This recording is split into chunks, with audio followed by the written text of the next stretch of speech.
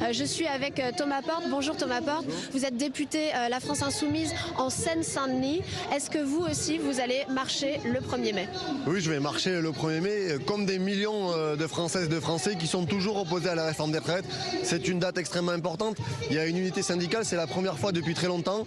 Les responsables syndicaux qui sont présents ici au rassemblement ont appelé à ce que la mobilisation soit massive. Sophie Binet a dit qu'il y avait 100 syndicalistes qui venaient du monde entier. C'est une journée qui va être regardée, je crois, en France, en Europe et dans le monde, parce que les travailleurs de ce pays incarnent une bataille pour le droit à la retraite qui est menacée en France et partout, dans plusieurs pays du monde. Donc il faut faire de cette date une grosse journée de mobilisation et envoyer un nouveau signal à ce président qui manifestement ne veut pas écouter, mais qui devra entendre la colère et retirer sa réforme. Donc moi j'invite toutes celles et ceux qui nous écoutent, qui nous regardent à venir le 1er mai à Paris et partout en France manifester pour défendre le droit à la retraite et exiger le retrait de cette réforme.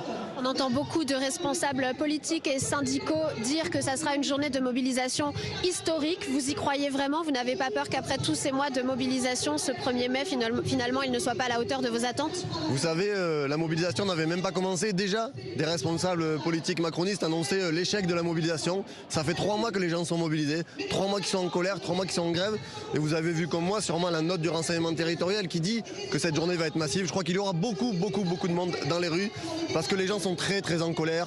Les propos du président, du ministre Gabriel Attal qui vient expliquer que ceux qui sont en grève ne sont pas la France qui travaille. Les propos de Stanislas Guerini qui dit j'augmente le SMIC pour que les fonctionnaires soient au-dessus du SMIC. Tout ça alimente une colère, alimente une défiance parce que les gens exigent une chose, le retrait de la réforme. Et plus le gouvernement persistera à ne pas écouter la colère populaire et 9 Français sur 10 qui n'en veulent pas, plus il y aura de monde dans les rues. Donc oui, j'espère et je souhaite que le 1er mai, j'en suis sûr, sera un jour de mobilisation massif.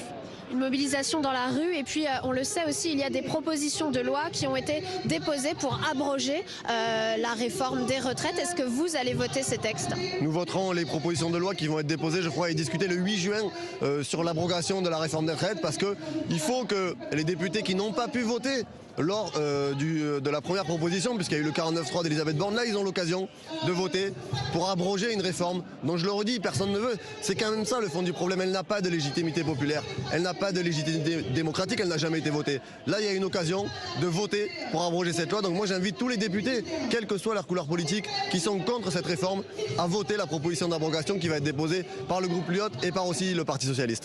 Et si ces propositions d'abroger le texte sur la réforme des retraites ne fonctionne pas, c'est quoi la suite pour vous? Vous me disiez que vous avez des idées pour une nouvelle façon de se mobiliser durant les 100 jours. Écoutez, Emmanuel Macron a fixé un calendrier, 100 jours d'apaisement. Je crois qu'il faut lui répondre par 100 jours de colère, multiplier les initiatives partout dans le pays. Il a fixé une date le 14 juillet, elle a une symbolique particulière dans ce pays. Nous, on est favorable parce que le 14 juillet, en tout cas la France Insoumise, il y a une grosse initiative nationale à Paris pour dire que maintenant ça fait 100 jours et qu'il faut retirer cette réforme. On va aussi prendre part à des initiatives qui vont être créées dans les territoires sur les prochaines semaines. Il y a beaucoup d'initiatives, comme ce matin par exemple dans les chantiers des JO. Moi je serai à la manif demain devant le Stade de France dans le cadre de la finale où Emmanuel Macron ne va même pas descendre sur la pelouse. Enfin voilà, il faut continuer à maintenir ce niveau de mobilisation. Il faut permettre à celles et ceux qui veulent se mobiliser le soir, le week-end, la semaine, en grève par des manifs, de pouvoir le faire parce qu'il y a un climat dans le pays qui est au retrait de la réforme et il faut encourager ces mobilisations avec un cadre toujours très large et très unitaire comme c'est le cas depuis le début de la bataille contre la réforme. Thomas Porte, on a appris sur France Info que la Première ministre avait tendu la main aux organisations syndicales. Elle compte les inviter à discuter la semaine prochaine. Est-ce que vous pensez que l'intersyndicale doit se rendre à cette invitation, à ce rendez-vous? Écoutez, elle a invité l'intersyndicale et nous, on regardera ce que décide l'intersyndicale. Mais moi, je suis persuadé que la réponse sera la même qu'il y a quelques jours. Quand Elisabeth Borne avait déjà invité ou Emmanuel Macron avait tendu la main, l'intersyndicale avait dit nous on est d'accord pour venir vous voir si on parle de la réforme des retraites et si le préalable c'est le retrait de la réforme. Je crois que les cartes elles sont dans les mains du gouvernement. On ne peut pas d'un côté vouloir tendre la main aux organisations syndicales et de l'autre côté leur dire mais il n'y a rien à regarder sur la réforme des retraites, vous arrêtez la mobilisation, on passe à autre chose. La page sera tournée dans ce pays quand vous aurez retiré votre réforme. C'est ça le message qui est aujourd'hui porté par l'ensemble des organisations syndicales, par les organisations politiques, par les jeunes, par les gens qui sont mobilisés depuis des semaines. Merci beaucoup Thomas Porte.